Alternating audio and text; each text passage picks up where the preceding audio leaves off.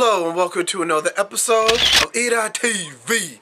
In this episode, I'd like to talk about the latest topic that's going on in the NBA, and that is the medical clearance of point guard Derrick Rose and the Chicago Bulls to come back from a severe torn ACL injury that he suffered last year in the first round of the NBA playoffs. Now, in saying he's medically cleared, that doesn't mean that he's mentally cleared to come back. I mean, you can never really tell when an athlete's injured how severe their injury is.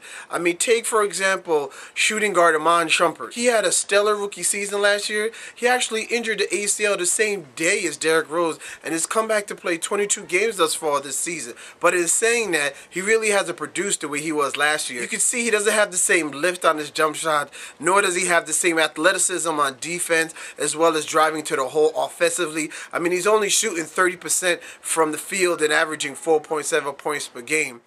Another example is Danny Granger. He didn't suffer a torn ACL, but he did suffer a knee injury last year, which has forced him to miss over half this NBA season. And in the 5 games that he's come back to play this season, he's already had a minor setback, and he's already been put back on the shelf for a week.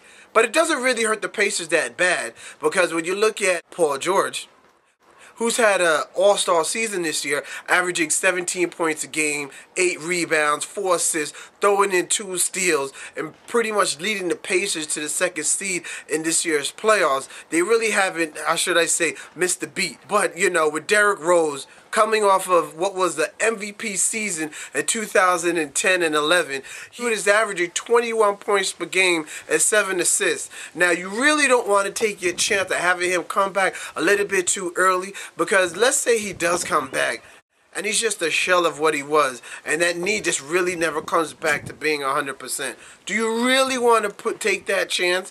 Do you really want to sit back your franchise possibly 10 more years?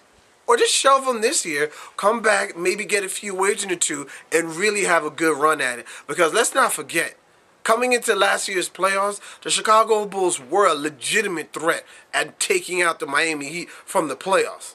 If you have any thoughts or comments on what I have to say about this, please, you know what to do. Leave them in the comment box. Thank you for watching, and have a nice day, everyone.